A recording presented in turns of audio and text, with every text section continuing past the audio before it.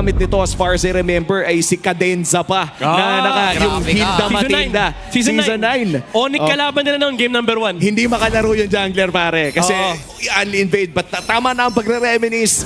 Tapos na rin naman ang boss. Pasok na ulit tayo sa ating Land of Dawn. May 2v2 agad sa mid. Mainit-init agad ang pasimula. Tapos si Yue, ganda nung burst na nakikita natin dito. And si Prince, actually, kailangan niya lumayo. Though nag-level 2 naman sila, pero there goes Demon Kite. Sisilip siya dito, kaso lang mapipigilan din siya. Pero si King Kong, ito yung sinasabi ni Midnight kanina, laging gitna yung pattern. Laging gitna papunta si King Kong. Oo, sinasabi niya. Lagi niya sinasabi yan na importante yung mga ikot dito ng mga jungle, lalo sa middle lane kasi na talagang na-enable niya si Super Prince, si Brusco na makaikot agad-agad and bawas yung pressure sa may middle lane, lalo kapag nakapag-force ka ng battle spell.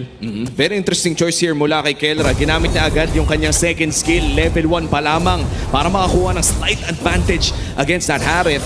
And mukhang tuloy lamang ang bakbakan sa mga kanya-kanyang lanes. And as usual, no, kapag nakakita ka naman ng mga Uranus lane, kahit sinong kalaban yan, maliban na lang siguro kung CCL export, eh talagang kitang-kita mong tulak na tulak yung lane. Yeah. Ang kailangan isipin dito ng Onyx Philippines, how would they deal with the Uranus sa turtle fight? Baka humarap nila sila ng trade, pero Aurora, kabisado nila yung mga ganyang pattern ni King Kong. In fact, sila yung pinaka-unang team na umimbento ng anti-King Kong pattern. Yung inuubos muna yung jungle bago mag-turtle.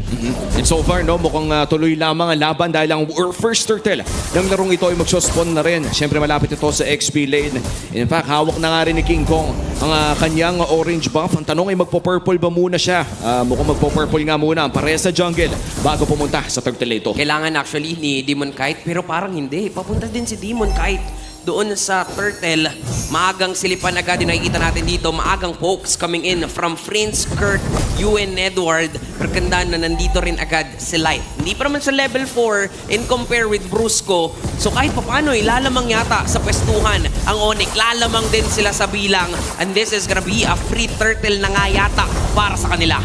Edward mabibigyan lamang ng electrifying beats. Pero mukhang babalik din lang naman ang buhay niya dahil isa siyang Uranus. Kaya itigil na natin ito. Sakto-sakto, nandito na tayo sa mid lane kung saan mukhang balik na naman sa regular programming ang parehas sa kupunan. In terms of our gold lane matchup, Midnight, kamusta ba ang itsura ng ating gold lane? I would say ganito dapat ang itsura ng Harith versus Moscow, pantay halos. Kapag alam mo yung ginagawa mo for both sides, medyo static yung lane na yan, it becomes a battle of timing na yung Harith gusto lang naman niya makuha yung Starlium into Feather, tapos yung Moscow, of course, gusto lang mag-scale sa late game. So, happy dito yung dalawang gold laner. Actually, ang hindi happy is kanina si Demon Kite, medyo nag-hesitate siya na sumilip sa turtle or, nag-hesitate siya mag-decide kung sisilip pa siya sa turtle or pupunta siya sa purple buff. Unfortunately, may nakakita ata from Onyx na may shadow doon sa middle lane kanina. Kaya binurse kagad nila yung turtle. At napakabilis na decision na nagbigay sa Onyx Philippines ang pinakaunang pagong ng larong ito. And so far, wala pa naman malaking rotation para sa dalawang kupunan. Kung saan naghahanap lamang sila ng potential na agaw sa side ng Onyx Philippines. Nag-i-invade na dito si Demon Kite at mukhang isusubo na lang ni Edward sa kanya yung greens na yon. Hyperlish Uranus, pare. Gustong-gusto din niya actually ni Edward yon na dinidilaan siya nung Lizard. Oo. Diba? Kasi syempre, full stack Uranus niya yun, pare. Oo. Ay, sino nakakuha nun? Kuha ni Kelra. Nakuha pa rin ni Kelra. Pero here we go. Edward, low on HP. Pero mamaya lamang ay full HP na muli ang Uranus na ito. Wala, naglolokohan lang yung dalawang yan. Naglolokohan lang talaga, pare. Direct. Uy, pero pupunta si King Kong sa taas ha. Pupunta si King Kong sa taas. At makikita nila kung nasaan si Edward. And that's gonna be the first blood na masasecure ni Sigma Joy King Kong. At alam mo naman, kung mababa pa, ay wag mo nang patahintayin pa na tumaas muli. Pero mukhang naghahanap ng trade si Brusco dito. Delikado, napapurify na lamang si Domeng. No way! And si Kelra. No way! Mukhang masasayawan pa nga at outplay. Pero si Kelra na mismo ang magde-decide na lumayo. Pero sa gitna pala, nandito rin si Demon Kite. Napilitan si Super Prince gumamit ng Crimson Beacon. So hindi matutuloy yung Ugi Shadow Kill. Sakto yung timing ng Crimson Beacon. Sobrang pixel perfect. By the way, sobrang crucial din yung Beautify ni Dominic kaya siya nakakuha ng upper hand. Uy! Flicker si Kurt. AOG connecting on to 2. Pero nandun na rin yung Tsunami Slam. Coming in from Light. Talon lang ng talon mula kay Kurt. At si King Kong pa nga ang makakakuha ng turtle. Humahabol pa dito ang Super Fam pero hindi na yata nila itutuloy. Rekta invade na lang sa orange buff. Amazing start para dito sa Onyx Philippines. Already 900 gold lead at isa sa kanilang kills ay napunta pa sa kamay ni King Kong. Ito talaga yung sinasabi natin kanina eh. Bawal mo sabihin sa Onyx kung ano yung mga pangit at magandang pick. Kasi somehow they make it work. King Kong, once again, finding a kill onto Edward. Wow. Insane. Imagine mo no, yung Uranus, pinakamakunat na miyembro ng side ng Aurora Gaming.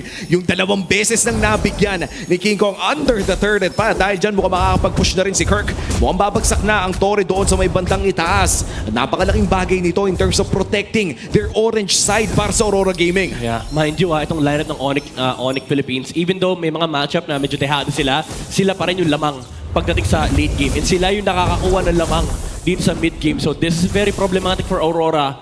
Kailangan nilang kahit paano pigilan yung pagdudugo ng kanilang economy and wait for their timing para at least sa kanilang window pwede sila maghanap ng mga team fights. Nakita lang natin dito no, na ang ganda ng mga pwestuhan ng Super Fam. Kita natin how Brusco zoning, how Kurt zoning the members of Aurora. At alam din actually ng Aurora na hindi pa din kasi enough yata sa ngayon yung combo ni Light as well as ni Yue. Yeah. Na parang pag may nahatak man, hindi pa nila kayang i-burst down. And 7 minutes in sa loob ng ating laro. This is by far the largest goal lead na mahanap nila. Pero naku si Edward!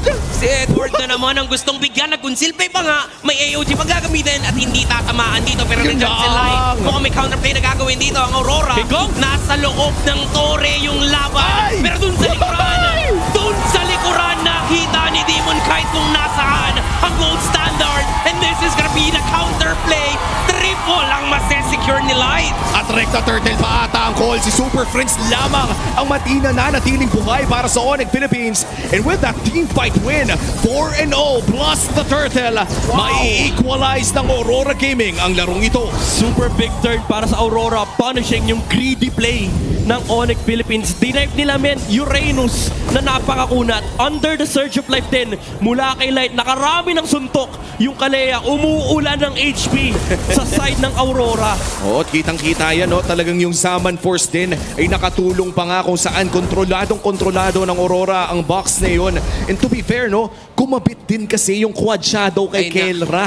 Nawalan bigla ng choice yung Moskov. Tsaka nawalan sila ng damage dealer eh, no? Ganda nung burst actually ni Demon Kite. Na mahanap niya kung nasaan si Kelra. Oo, kasi kapag tinanggal nila yung Moskov sa equation, yung Joy na lang yung kalaban nila, pero kaya nilang i-outlive yung damage output ni King Kong at this point kasi hindi pa ganun kasakit yung mga procs ng electrifying beats mula dito kay King Kong. I'm actually surprised na ginaw yun ng Onyx Philippines considering na kung gaano kakunat yung heroes ng Aurora.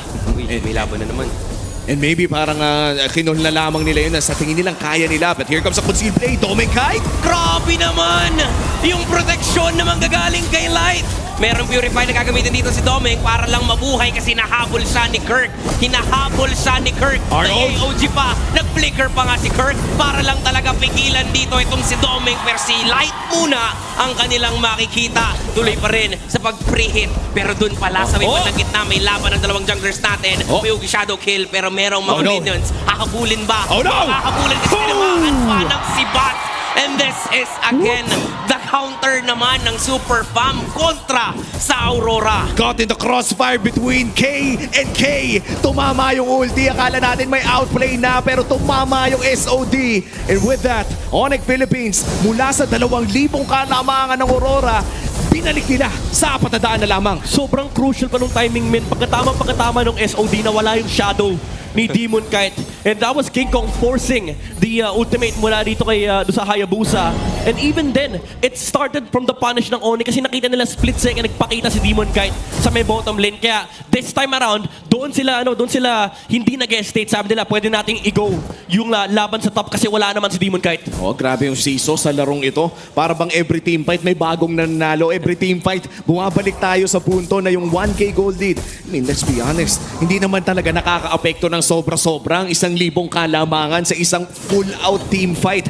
Mas nagmamatter pa kung kumpleto ang battle spell, kung may ulti, kung mas maganda ang start, kung may vision. Nagpaplano, pero hindi nila nakikita. Kelra?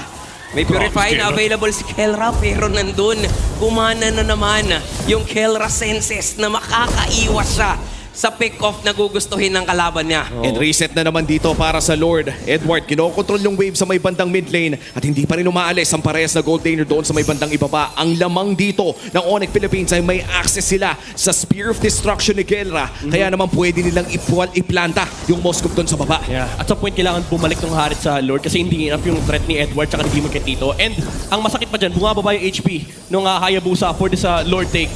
And King Kong, naka-ready yung Aray ko. kanyang clean camp para sa 4 na dash. Kalahati na yung buhay ng Lord. Tatalo na si Kirk. Si Edward naman ang sumasalo pero nandyan at nakita ni Kirk yung likuran. Labanan ng Red Bull lamang yata ito. Makukuha pa rin ni Demon Knight yung Lord. Sabay layo na ang Aurora kasi okay na sa kanila yun. Pero si Kelra dun sa baba, trabaho lang siya. Yun Wow. lang, sa baba, nag-spawn yung Lord. Medyo malas for Aurora kasi nandun kagad yung Moscow. So kahit paano, malilinis kagad to ng Onyx Philippines. And now they're still in position to actually play aggressive knowing na may numbers advantage pa sila. Oo, mukhang mananakawan nga rin ng purple buff dito side ng Aurora Gaming. Onyx Philippines, kahit pa sabihin natin hindi nila nakuha yung Lord, sila pa nga ang nakakuha ng gold lead mula dito. Isa na namang negative Lord play. Oo. Interesting tong build ni King Kong. Concentrated. I mean, yung Genius 1, madalas na natin nakikita yan. Yan yung semi-substitute ng Stallion side kasi medyo walang silbi sa Joy. Kasi hindi mo na ma-abuse yung number of dashes mo. So, medyo sustain while dealing so much damage dito yung Joy ni King Kong. And ang kinagandahan dyan is may enough HP siya to survive the shadow kill. Dito rin natin masasabi no, kung gaano kadikit talaga yung rivalry nitong dalawang to. Kasi palitan lang talaga Oo. kung sino yung may hawak ng gold lead. Kanina yung 1,000 nasa Aurora, ngayon hawak na ulit ng Onyx. Kasi ganda pa nung pwesto ni Light. Kaya nga eh. Ganda nung Oo. pwesto ni Light. Grabe yung mga plano ni Light dito no? Kapag gumana, all according to Kika ko talaga eh.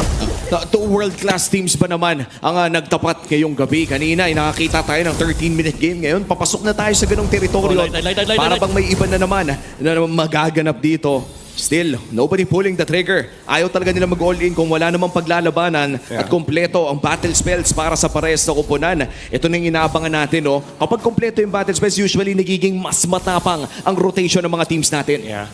For Aurora dito, as much as gusto nila mag-force ng mga battle spell, parang pwede kasing i-force yung flicker ni Kirk or kahit yung purify man lang ni Super Prince. Ang problema kasi, as long as di nila kita yung Moskov, pati na rin yung Joy, hindi sila ganun ka-confident na mag-initiate ng laban. Unlike before na pwede nilang gawin yun. Ngayon kasi may damage na yung Onyx Philippines. So yung punish medyo mas mataas. And so far, no, yung mga punish na nakikita natin on both ends ay para bang talagang game shifting siya. Kanina pa natin pinag-uusapan na babanggit na nga rin natin yung salitang siso kung saan minsan lamang yung isa, minsan yung isa naman ay nakakaangat ng bahagya. At katulad na lamang habang nag-uusap tayo yung 300 lumipat sa Aurora Gaming. Hindi pa rin natin makikita na magkaroon ng malaking kabaguhan ito maliban na lang no, sa susunod nating Lord fight. At ngayon napapasok na tayo sa late game. I would say, no, nakapag-farm na ang lahat. Sino na ba yung nalalamang in terms of heroes na meron sila? In terms of heroes lang, kung ano yung natural duties nila, lamang yung Onyx because of the slow push factor. Pero maganda yung ginagawa dito ng Aurora, no, na talagang pinapadala nila si Tomica at si Light to address kung ano man yung pwedeng buuing pressure doon sa may bottom lane. So for Aurora, they still have the teamfight tools to deal with the heroes of Onyx Philippines. Lalo na si Yui dito, pwede niyang mas-snipe si King Kong. Pero sa position kasi na to, kailangan talaga nila mahanap yung Joy. Ang problema, typical Joy play na to, yung ganyan no, yung aatake yung green cap sa gilid, tapos tsaka siya mag-charge ng 4 na dash. Para ready siya no, anytime kailanganin siya dito at mukhang ready na nga ang dalawang teams natin para kunin yung Lord. Though, marireset pa pala. Si Edward yung binabanatan nila dito pero napakakunat na. Yung Pero bot, yung sa baba, si Kelra. Tumatrabaho lamang at napilitan si Demon kahit na mag-react. Oo, at nakita na nila si Demon Knight. Ano kaya ang gagawin ng Onyx Philippines dito? Mukhang hindi naman nila bibiglain ang Lord na ito. In fact, magre-reset sila. Poprotektahan muna nila ang kanilang mga waves. Kelra nagpakita muli dito sa may bandang ibaba. At mukhang tuloy ang programa para sa parehas na nakupunan dito. Sadyang may mga nakaplanta lamang sa loob ng Lord. Wala yung Hayabusa, baka mag-spear. Si Edward dito, binaburst down pero hindi yata si Edward talaga. Yung alam nilang yan yung bubuhusan natin ng lahat kasi babalik at babalik lang yung buhay niyan and magiging matagal yata talaga itong Lord Dance na to. Oo, napakatagal ng Lord Dance na to, men. Problema kasi hindi nila masilip yung yung bush kaliwa men, yung nasa harap ng purple. Kasi kailangan nilang mapatay yung Green Cup dyan. Kanina pa tinatambay ni King Kong. 10k na lang yung Lord. 10k na lang yung Lord. Si Super Friends ang So, nakita ni dito, Yue. Pero nadakapan si Demon Kite ang makakasecure ng Lord. Pero si King Kong dun sa likuran, nakita niya kung nasaan si Domeng. At ngayon, si Kelra binabanatan na yung pinakamakunat na miyembro ng Aurora. But then again, mabubuhay na naman yung Lord kung nasaan nandun si Kelra. Uy, pero pinoprotektahan ni Edward ang Lord na ito, so hindi ito basta-basta mababanata ni Kelra. At si Demon Kite ngayon ay makakapag-buff din naman. And this is Aurora Gaming surviving the attempt coming in from Onyx Philippines. Yeah, it's a big play mula sa Aurora. Hindi din tumama yung SOD ni Kelra. Oh, Edward, kailangan mag-ingat. Medyo mahapdi na. Yung, actually, kunat pala niya, no? Sobrang kunat niya, men. Kahit yung Joy, kaya na niya. Aray ko, pare! Uy, kumapit! Yung Shadow! Na-burst down ngayon si Kurt! Pero may counter-play rin sila gagawin. Coming in from Demon Kite! Pero mapapatay din naman sa dito ni King Kong. So palitan lang din talaga. Ang kaso nga lang, Oh my ang daming minions na iisipin muna ang Onyx. Ang init nun, mga G.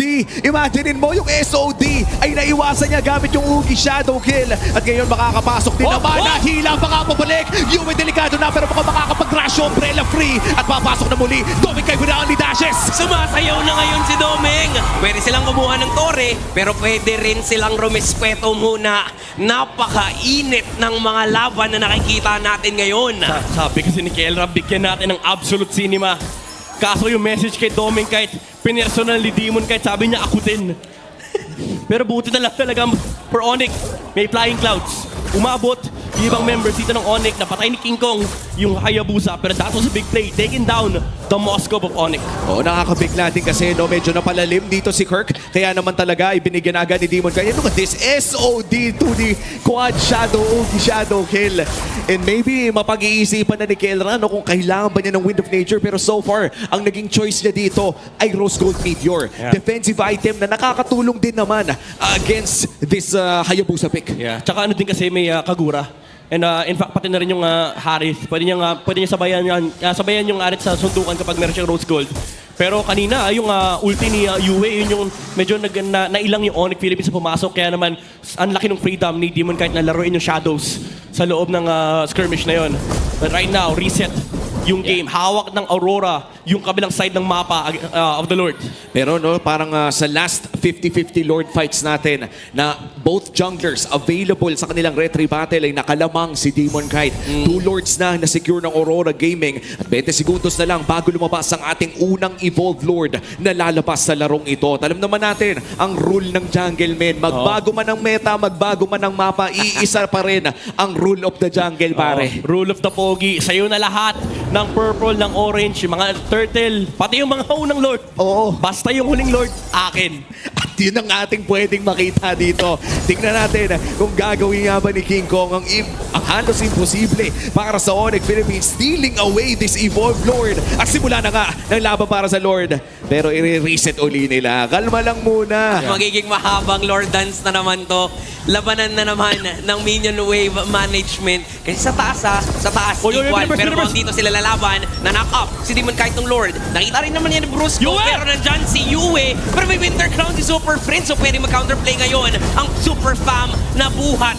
At delikado na nga dito Demon ang mga Kite. miyembro ng Onyx. Pero tatalong pa rin si Kirk. Kaso lang, delikado yata yung buhay niya dun sa likuran. King Kong. Siya yung pinaburst down dito. Pero si King Kong! Si King Kong ang uubos sa dalawang miyembro ngayon ng Aurora. May kasama pang Torres sa gitna at rekta transition papunta dyan sa Lord. And the Sigma Jungler with his Sigma skin on this Joy finds 3 and finds the Lord. Nag-iingay ngayon ng Sonics. That's gonna be the Evolved Lord secured para sa Onyx Philippines. Grabe, yung pinakitang trigger discipline ni King Kong. Hindi lang sa FPS ang trigger discipline, men. Pwede niyang gamitin yung electrifying bits niya kanina, pero hinintay niya yung round 2. Dahil alam niya wala ng shadow si Demon Kite. And after yung initial na talon niya, Kirk, na gusto sanang i-punish ng Aurora, dun na nakahanap ng 4 na dash si King Kong to find Demon Kite without the shadow. Unfortunately for them, magkadikit pa pa sila ni Yue. At ngayon, kailangan dumepensa ng Aurora Gaming against this Evolved Lord. Ang unang dalawang Lord ng larong ito ay nakuha ni Demon Kite. Pero paano mo naman bareretrihin kung wala ka na sa mapa? Kaya naman ang Evolved Lord na ito ay magmamarcha na dito sa may bandang ibaba. Magpapadala ang Onyx Philippines ng mga miyembro sa mid at meron din sa may bandang itaas. Rekta lang sa pagpupush. That's gonna be the turret number 1 going down. And rekta na ata sa bot lane ng kanilang call. Sasabayan na nga nila to sa pagkatok sa base ng Aurora. Lumaganda rin naman yung pag-clear wave na meron dito ang Aurora. Pero si Kirk, pwede na siyang tumalon. Pero mukhang focus lang yata ang Super Fam sa pag-takedown ng Torre dun sa baba. Rekta lang sa mga Torre. Sabay transition papunta dun sa gitna. Pero nandun naman si King Kong sa mga pestuhan niya para mag-antay. Trigger discipline talaga para kay Sigma jungler na si King Kong. At mukhang gagamitin pa nga dito ni Yue, no? Yung kanyang Kagura ultimate, ang Yin Yang overturn para magbigay din ng depensa dito sa may bandang mid lane. If I'm being honest, it's quite impressive for Aurora Gaming na Evolved Lord na ang kanilang kalaban pero isang inhibitor turret lamang ang bumagsak. Yeah. Ang dami rin kasing oras na binurn ni Edward doon sa Lord push na ng Onyx Philippines. Kaya naman nakapag-set up ng magandang defense ang Aurora Gaming. Pero ngayon ang problema nila, dumadami yung mga Winter Crown, yung mga Immortality purchase ng Onyx Philippines. Actually, lamang in terms of buy and sell yung Onyx Philippines. Kasi ang dami nilang pwedeng i-dodge. Pwede nilang patagalin yung duration ng kanilang ng team fight. Ma-outlast nila yung Zaman Force, ma-touch yung ultimate ni Yue, pati na rin ni Demon Kite. Samantalang sa side ng Onyx Philippines, yung reset factor nila medyo mataas eh. Kasi yung cooldown ng ultimate King Kong medyo mababa na at this point. Oh, low uptime kasi yung mga heroes dito ng Onyx Philippines. Parang yung si Kirk, anytime na may matamaan siya ng mga abilidad pwede siyang tumalon. Si Kendra, literal, only dash na yan by this point. Si Super Prince, hindi naman nawawala ang uptime ng isang Zushin. Mana lang ang puhunan yan. Literal, yan na yung puhunan niya. And for Aurora Gaming, as you said, Midnight, meron ngang oras na inaabangan. At ngayon ang oras na ito, medyo swerte pa nga para sa side ng Aurora Gaming. Uy. May nagpaplano. May plano. Tingnan natin kung gagana nga ba. Hindi yata alam ng Onyx Philippines na may nagbabadyang kaguluhan doon sa may bandang ibaba. Yeah. Kaso alam nila kita yung Hayabusa sa taas. Yun lang. Medyo hindi parte ng plano yung pwede mangyari dito pero Grabe, pinaburst down na agad. Magta-try ba sila? Pinaburst down na agad yung Lord at tila ba hindi aabot doon ang Aurora pero pwede sila mag-counterplay. Si King Kong na pag-gamit siya ng Winter Crown. Ready pa rin si Light. Mambrusko dito sa Onyx pero siya ang nakita. Magpapap yung kanyang immortality pero doon si Kelra para mag-free hit. Mamatay si Light. Free hit lang si Kelra. Kinatake siya dito si Demon Kite pero napilitan lumayo pero nakaabang pa rin si Kirk. And this is gonna be a win para sa Super Fam. Si Edward na lang ang natitira dun sa gitna. Si Yui naman ay uuwi na. Mukhang makikita pa siya ni King Kong pero merong Lord na nakuha ngayon ang Onyx. Napakahirap na depensa ang nagbabadya para sa Aurora Gaming. 2 kontra sa 4. May wave sa taas, may wave sa gitna at may wave din dun sa may bandang ibaba. Here comes the AOG Super Family inside the base. Ang sakit na nung damage ng Super Fam. Na-burst down na si Edward. Focus na si Kelra sa Torre. And we have a game number 3.